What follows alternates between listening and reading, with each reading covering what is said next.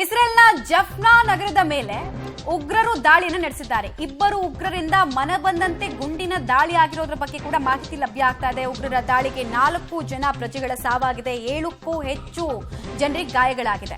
ಇಬ್ಬರು ಉಗ್ರರನ್ನ ಪೊಲೀಸರು ಹೊಡೆದುರುಳಿಸಿದ್ದಾರೆ.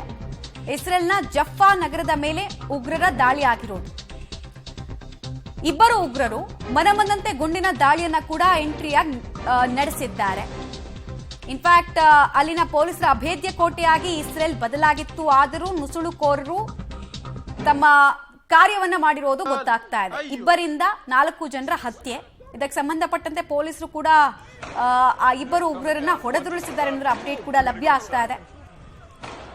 ಇದು ಲಾಸ್ಟ್ ಟೈಮ್ ನಾವು ನೋಡ್ತಾ ಇದ್ವಿ, ಇಸ್ರೇಲ್ನ ಪವಿತ್ರ ಹಬ್ಬದ ದಿನ ಕೂಡ ಇಂಥದ್ದೇ ಘಟನೆಗಳಾಗಿತ್ತು.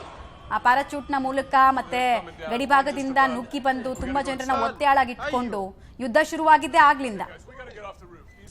ಡೀಟೇಲ್ಸ್ ಕೊಡ್ತಾರೆ ಶಬೀರ್. ಈಗ ಈ ಜಫ್ನಾ ನಗರ ಇರೋದು ಎಲ್ಲಿ? ಜಿಯೋ ಪೊಲಿಟಿಕಲಿ ಎಲ್ಲಿರೋದು? ಯಾವ ಭಾಗದಲ್ಲಿರೋದು? ಗಡಿ ಭಾಗದಲ್ಲಿರೋದಾ ಅಥವಾ ಹೃದಯ ಭಾಗದಲ್ಲಿರೋದಾ? ಏನೇನ್ ಮಾಹಿತಿ ಸಿಗ್ತಾ ಇದೆ? ಎಷ್ಟು ಜನಕ್ಕೆ ಇಂಜುರೀಸ್ ಆಗಿದೆ? ಎಷ್ಟು ಜನ ಹತರಾಗಿದ್ದಾರೆ? ಮಮತಾ, ಈ ಪ್ರದೇಶ ಏನಿದೆ ಇದು ಗಡಿ ಭಾಗದಲ್ಲಿರುವಂತದ್ದು. ಹೀಗಾಗಿ ನುಸುಳುಕೋರರು ನುಗ್ಲಿಕ್ಕೆ ಬಹಳಷ್ಟು ಸುಲಭ ಆಗಿರುವಂತದ್ದು. ಸಾಕಷ್ಟು ಭದ್ರತೆಯನ್ನ ಹೆಚ್ಚು ಮಾಡಿದ್ರ ನಡುವೆಯೂ ಕೂಡ ನುಸುಳುಕೋರರು ಈಗ ಗಡಿ ಭಾಗದ ಒಳಗಡೆ ನುಗ್ಗಿ ಮನ ಬಂದಂತೆ ಗುಂಡನ್ನು ಹಾರಿಸ್ತಾ ಇದ್ದಾರೆ ಅನ್ನುವಂತ ಮಾಹಿತಿಗಳು ಬರ್ತಾ ಇದೆ. ಈ ಒಂದು ಘಟನೆಯಲ್ಲಿ ಈಗಾಗಲೇ 4 ಜನ ನಾಗರಿಕರು ಸಾವನ್ನಪ್ಪಿದ್ದಾರೆ ಅನ್ನುವಂತ ಮಾಹಿತಿಗಳು ಕೂಡ ಇದಾವೆ.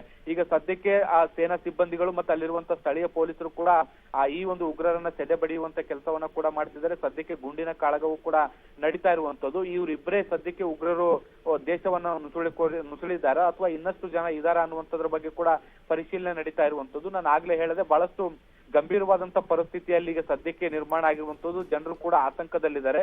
ಸದ್ಯಕ್ಕೆ ಜನರಿಗೆ ಮನೆಯಿಂದ ಆಚೆ ಬರದಂತೆ ಮತ್ತೆ ಬಂಕರ್ನಲ್ಲಿ ಸುರಕ್ಷಿತವಾಗಿರುವಂತೆ ಸದ್ಯಕ್ಕೆ ಇಸ್ರೇಲ್ ಸೇನೆ ಜನರಿಗೆ ಅವೇರ್ನೆಸ್ ಕೊಡ್ತಾ ಇರುವಂತದ್ದು. ಮಮತಾ, ಆಲ್ ರೈಟ್, ಧನ್ಯವಾದ ತಮ್ಮೆಲ್ಲ ಮಾಹಿತಿಗಾಗಿ ಶಬೀರ್. ಈಗ ಅಮೆರಿಕ ತೆಗೆದುಕೊಳ್ಳುವಂತಹ ನಿಲುವು ಕೂಡ ಸಾಕಷ್ಟು ಪ್ರಾಮುಖ್ಯತೆಯನ್ನು ಪಡ್ಕೊಳ್ತದೆ. ಬಿಕಾಸ್ ಅಮೆರಿಕದಲ್ಲಿ ಒಂದು ಮಾತಿದೆ, you can criticise God but you cannot criticise Israel ಅಂತ. ಅಷ್ಟರ ಮಟ್ಟಿಗೆ ಅಮೆರಿಕ ಸಾಲಿಡ್ ಸಪೋರ್ಟ್ ಅನ್ನು ಇಸ್ರೇಲ್ ಕೊಡುತ್ತೆ. ಇಷ್ಟೆಲ್ಲ ಆಗ್ಬೇಕಾದ್ರೆ ಏನ್ ಮಾಡುತ್ತೆ ಅನ್ನೋದು ಕುತೂಹಲ.